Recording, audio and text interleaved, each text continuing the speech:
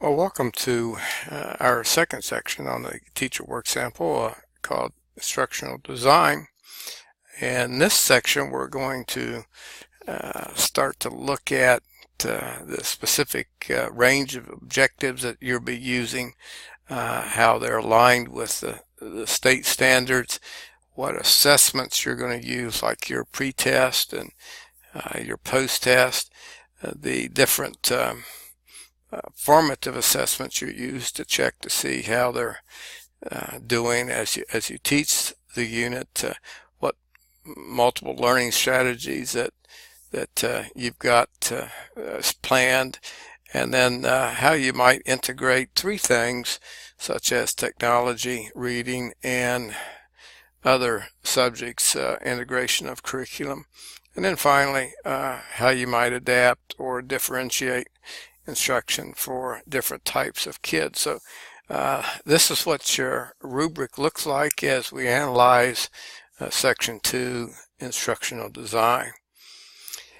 The very first thing in Section 2 is a narrative asking you to write about your objectives and why you chose those objectives. It is usually explaining your range of objectives and why you chose them and what they're trying to do to meet state standards or national standards. Again, when we talk about objectives, you'll be looking at the three types: the cognitive, affective, and psychomotor objectives in our chapter readings, and then how the taxonomy is used, especially the types of verbs that are associated with writing objectives for each of those standards. What you'll do in section B is, after you've written why you chose these objectives, you'll state them and then list on the taxonomy what level they are on. In essence, all your objectives will be written. Students will be able to, and you tell us what they're going to be able to do at the end of the unit. Hopefully, you will have basic level knowledge at the beginning, how they're going to apply it and how they might analyze it or evaluate it as you move up the spectrum. You can also use affective objectives and psychomotor. So in essence, your unit will look at what the student will be able to know, what they should be able to believe, and then what skills they should be able to have mastered at the end of the unit. Now, not many units will have all three of those area domains covered in a unit, but try your best to see if you could use all three. Again, the table, sometimes we make a mistake in writing the objectives as listing them as activities, like students will take a test on. Well, that's more of an activity and not what they're going to know or believe or be able to skill that they'll be able to do at the end of the unit.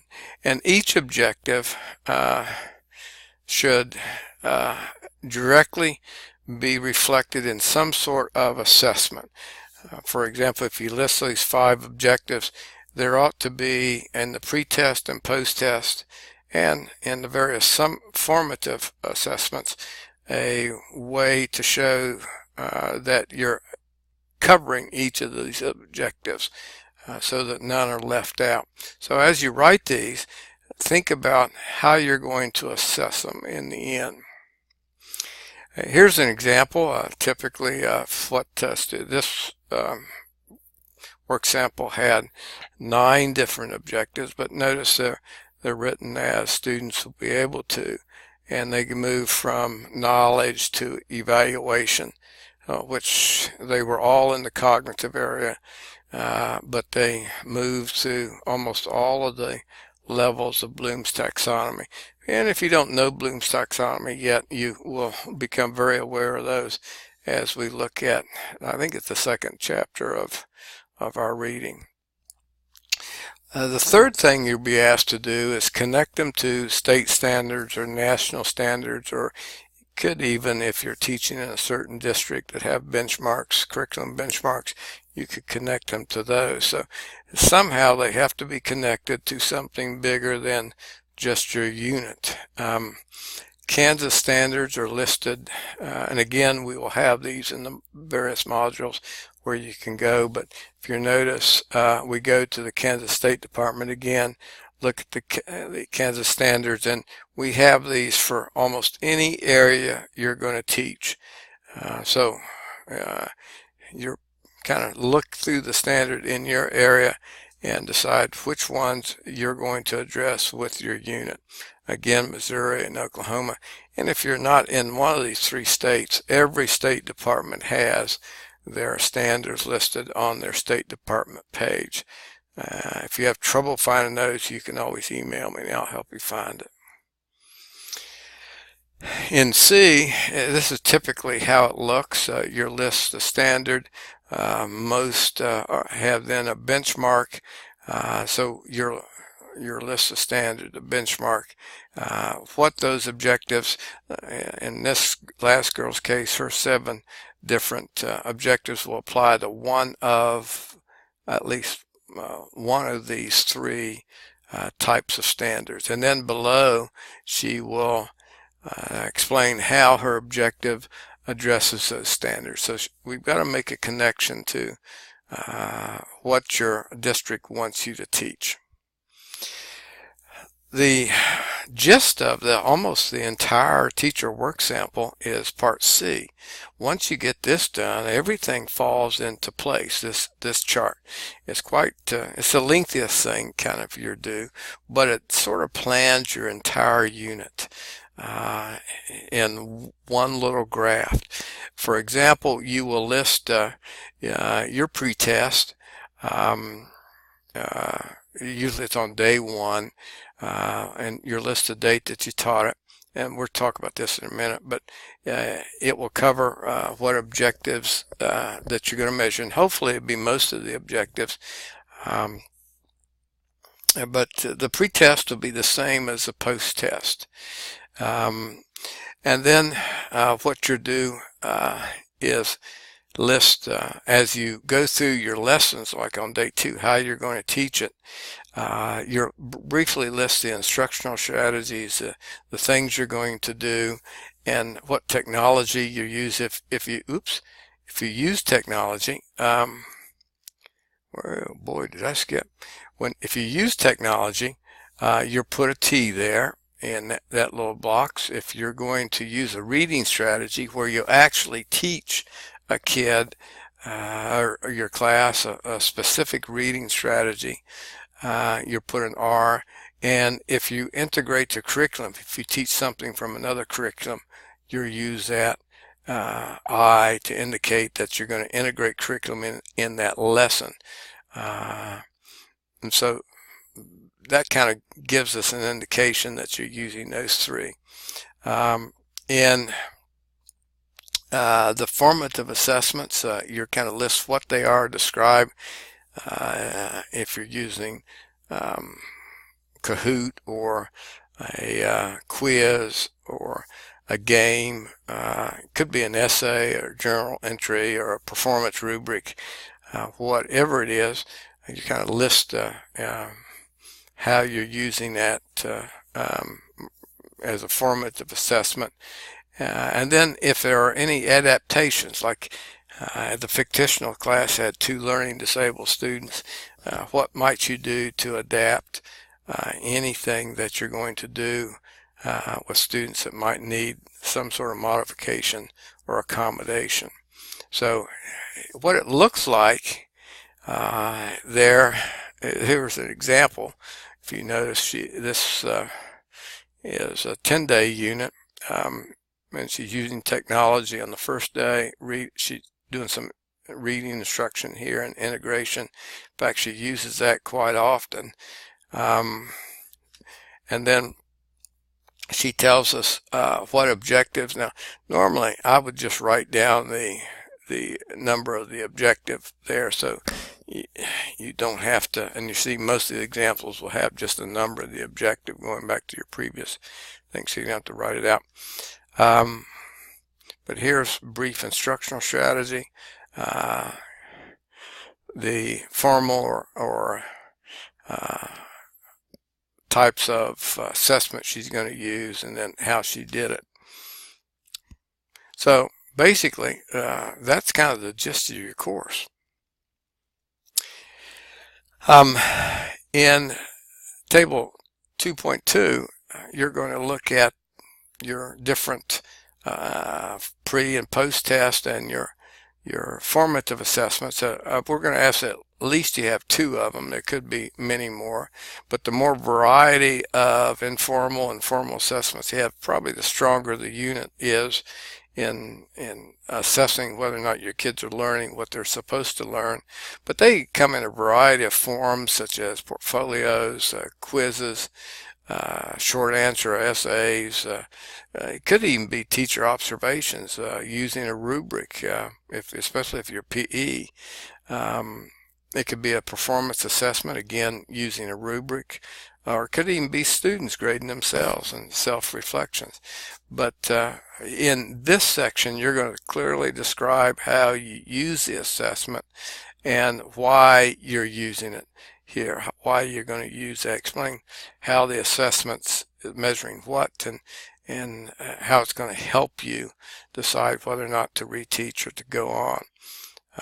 Each of these assessments should be aligned to the objective. So in essence, if you have 7 objectives, I ought to see all 7 objectives kind of listed someplace in here as you use the formative assessments.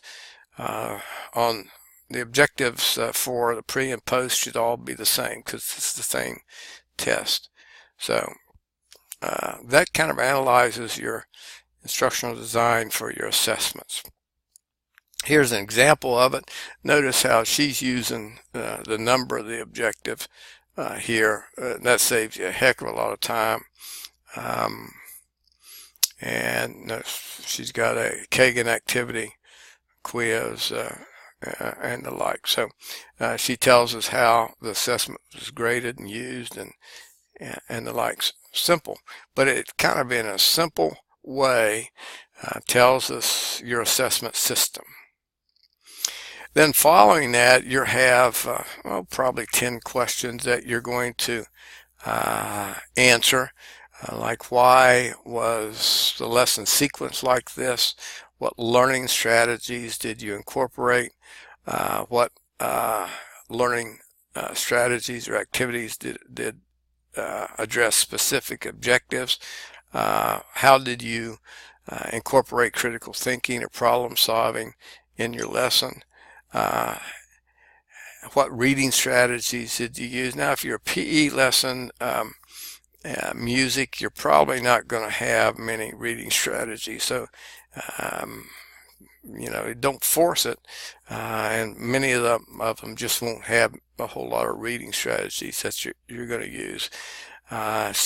PE might be hard to incorporate technology, but if you could even tell us that you use technology to get certain lesson plans or certain videos or the like. It always doesn't have to be student directed, how the student uses it.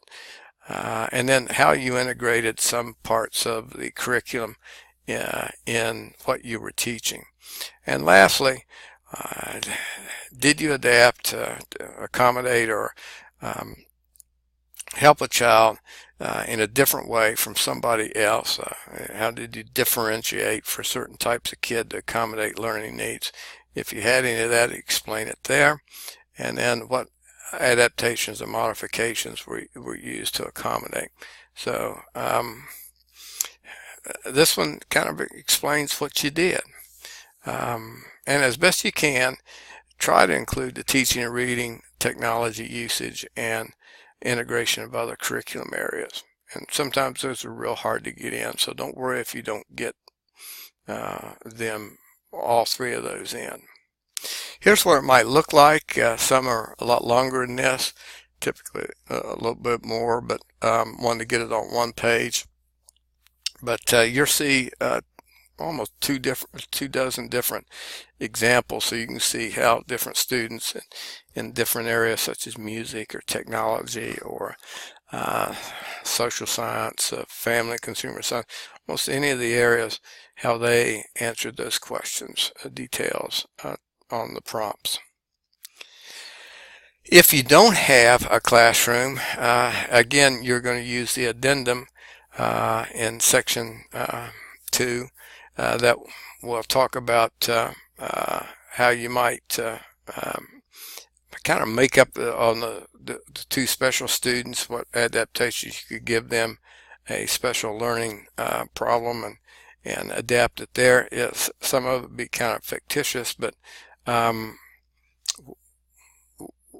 what might occur, most of this is your planning, what you plan to do. So like your teaching strategies, most everything other than that adaptations and accommodations will apply to section 2. Again, just you go back and use those subgroups to identify and make up anything that you might have to make up, just to show that you were thinking that direction. In the attachments, and we'll talk about these later, they will ask that you give 2 complete detailed lesson plans, and we'll be looking at lesson planning, what the formats will look like. But again, you want to include 2 well-developed lesson plans that you used during your lesson. So next time we'll talk about section 3, actual teaching of your unit plan, and we'll get into desegregation data and mainly your assessment. So get busy. Good luck. If you have questions, just give me a call.